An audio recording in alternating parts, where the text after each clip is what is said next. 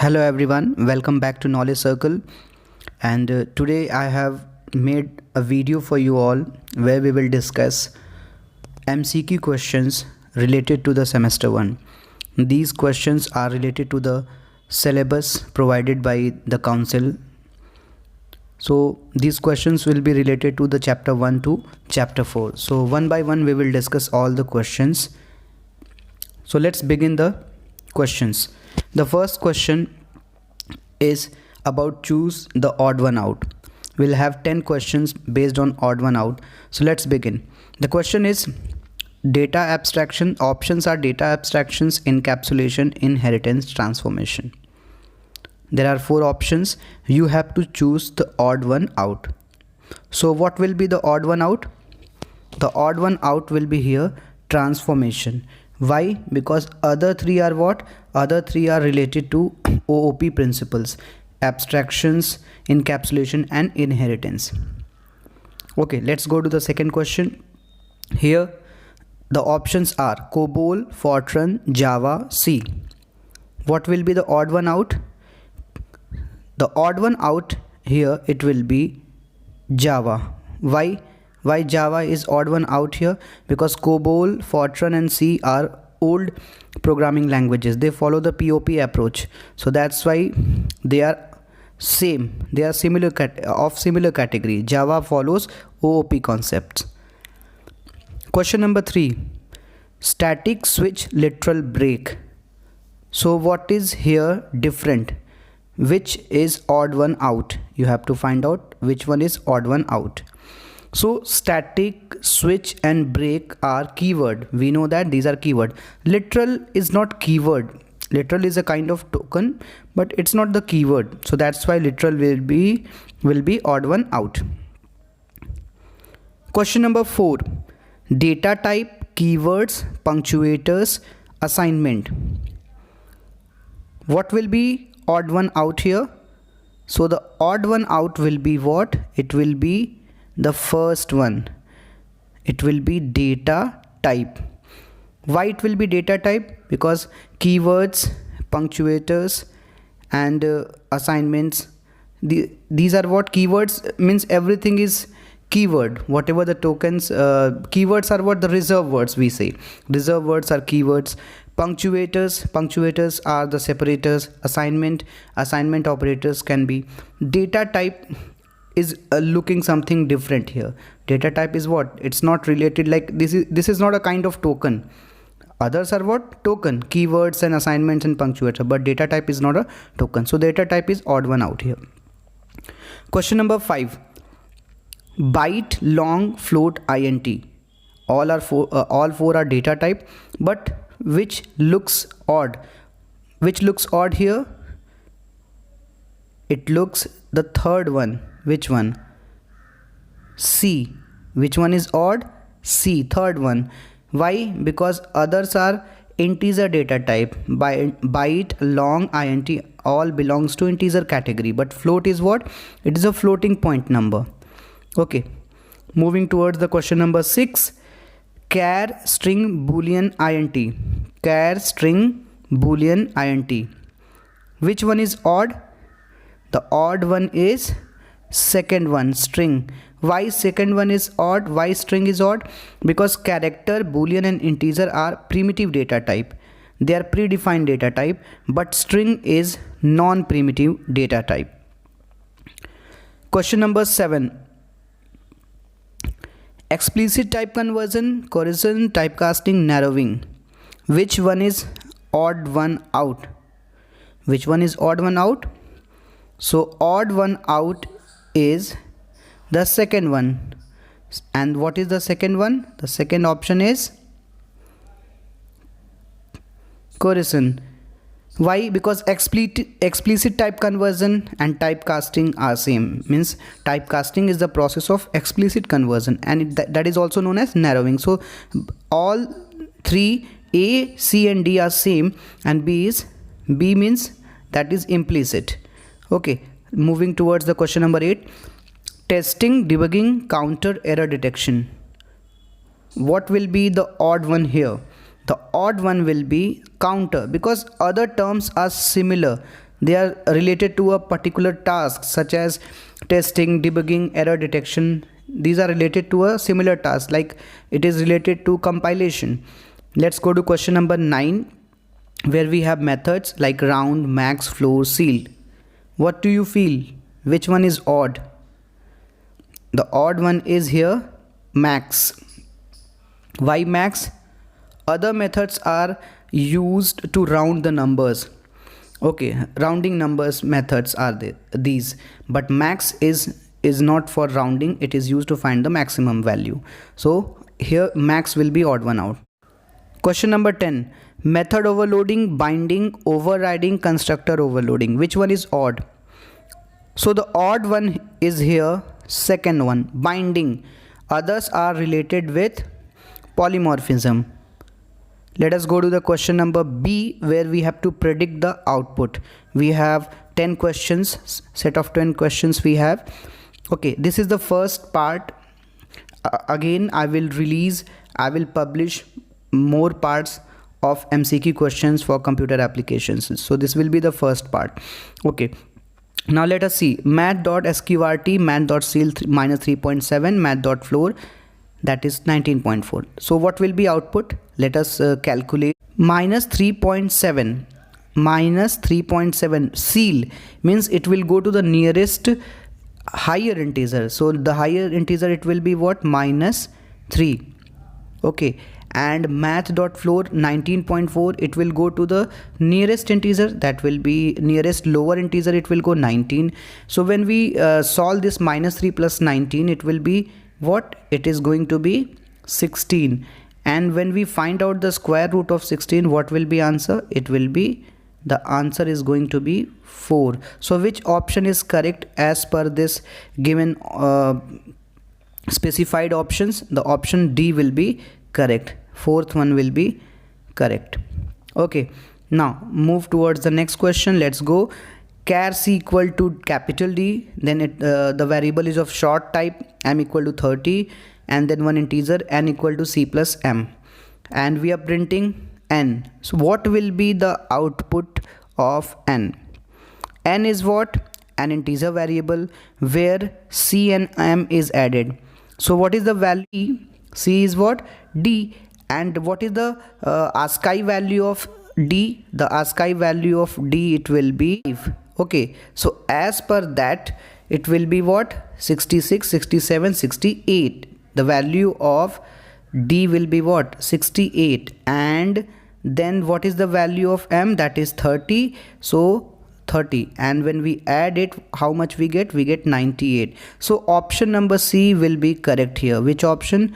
Option number C, because when we add an integer and a character together, then automatically compiler gets the ASCII value of the corresponding character, and it adds up to the integer value. Let us go to the next question. Question number 3.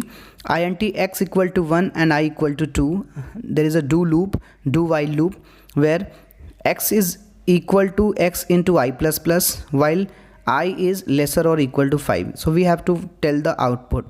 The printing work is done after the closing of loop.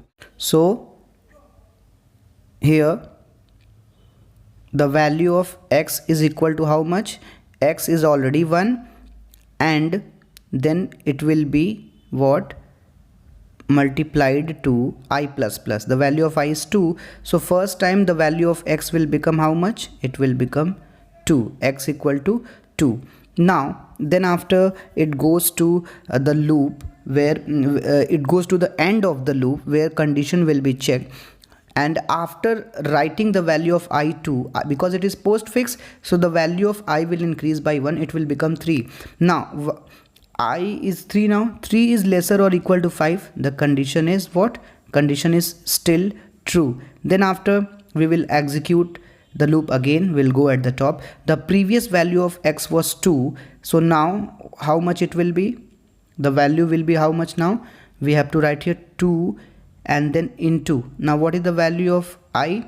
The value of I is 3. So we will write here 3. 3 2 ja 6. The value of x right now, the value of x is how much? The value of x is 6. I plus plus I becomes 4.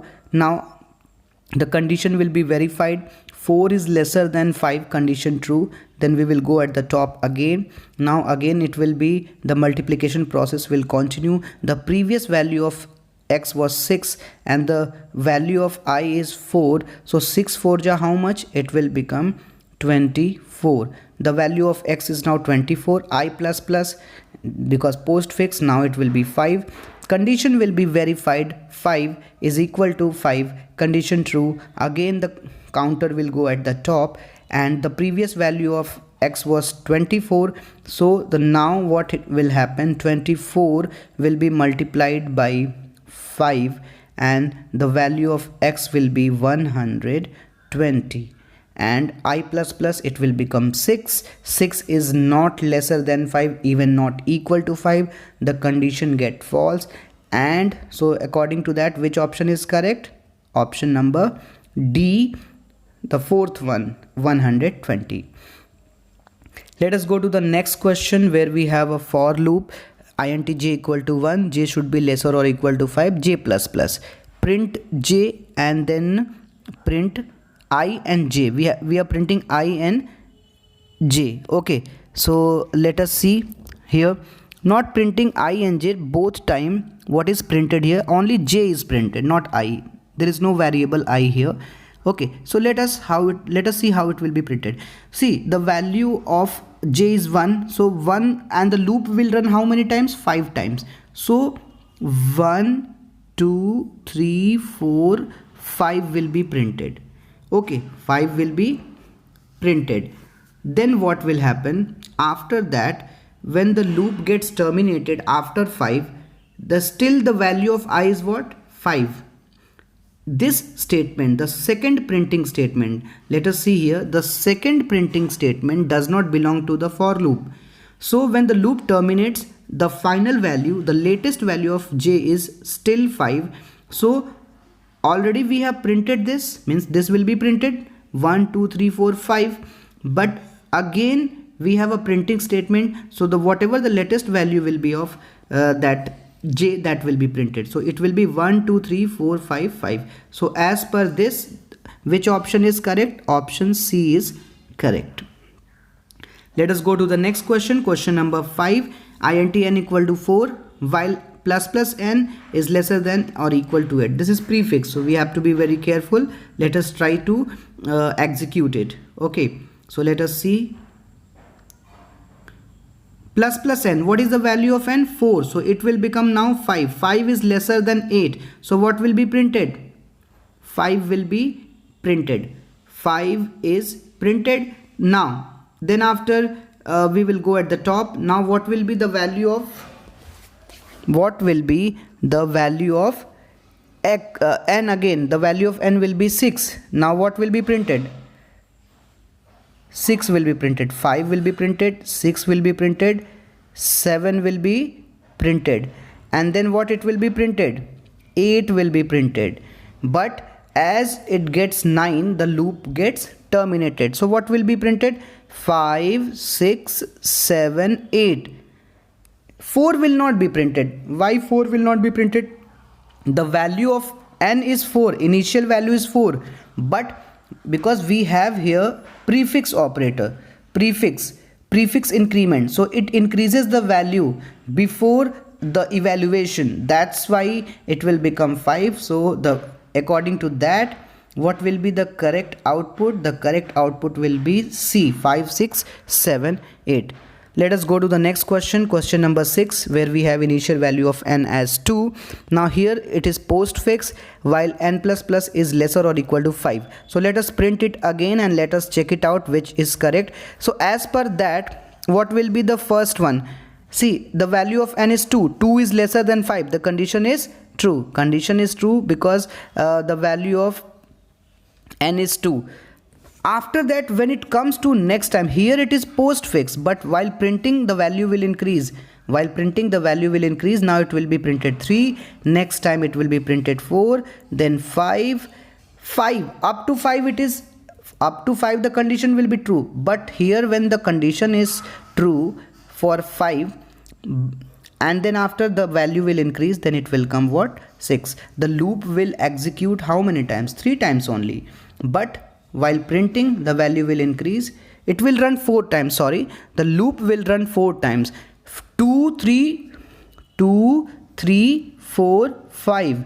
But while printing, 2 becomes 3, 3 becomes 4, 4 becomes 5, and 5 becomes 6. Why? Because it is prefix, a postfix, and that's why the value will be increased while printing. So the correct output is going to be what? The option number C once again, 3, 4, 5, 6. Let's go to the next question. Question number 7. int a equal to 35, b equal to 40, and here we have a ternary operator expression where a is lesser than b, then true or false. If we see here that a is what? A is lesser than b. The condition is what? Condition is true. So what will be stored in M? True will be stored. Let's check the another one, second one. If we see the second one, what we find here in the second one? Second one is a is greater than b, then a, otherwise b. So we know that a is not greater than b, so b will be stored in n. What is the value of b? B is 40. So M is what? True. M is true, b is 40. M is true, b is b means that will be n. N is 40. So according to that, which option will be correct? According to that, which option is going to be correct? I think no option is correct here. Here it should be what? Last can be correct.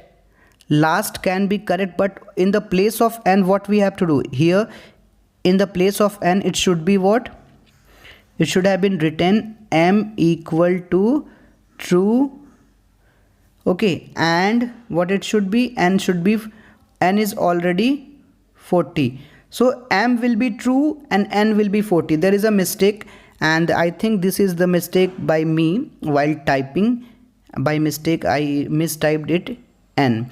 Okay, now let us go to the question number 8, where int x equal to 4. We have an expression where we have to solve it. Let us find out what will be the output. Okay, so let us see here.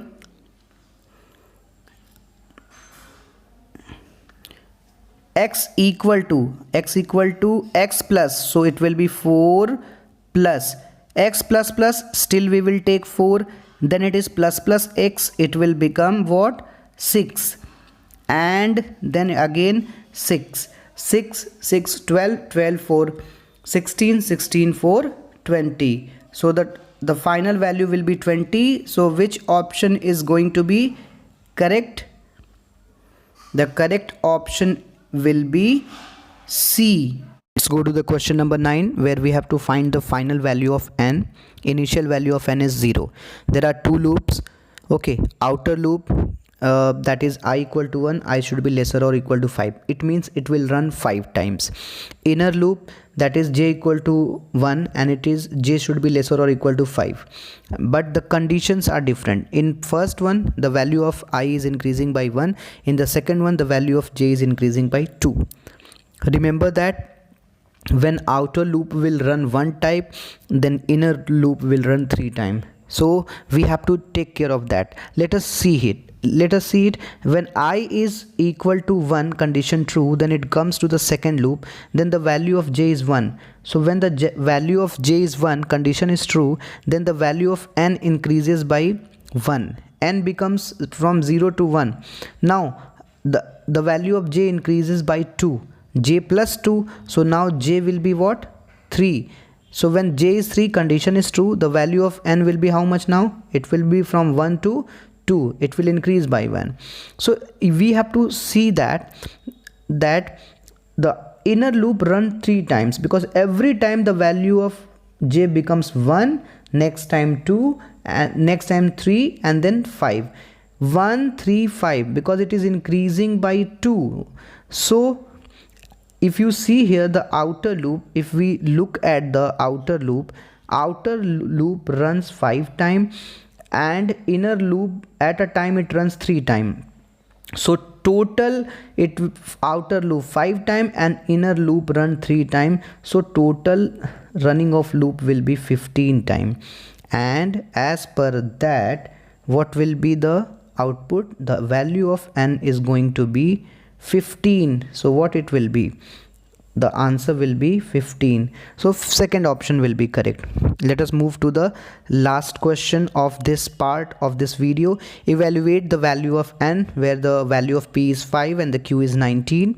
Okay, it is saying that this is a ternary operator question. It's written here q minus p is greater than p minus q. Q minus p is what? 19 minus 5. 19 minus 5, how much?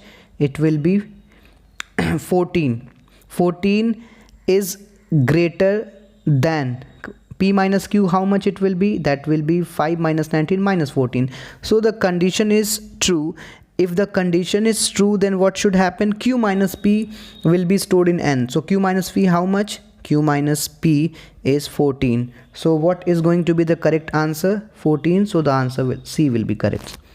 So that's all we have for this video, and other parts will also be published soon, so you can prepare yourself for your semester 1 examination. Thank you.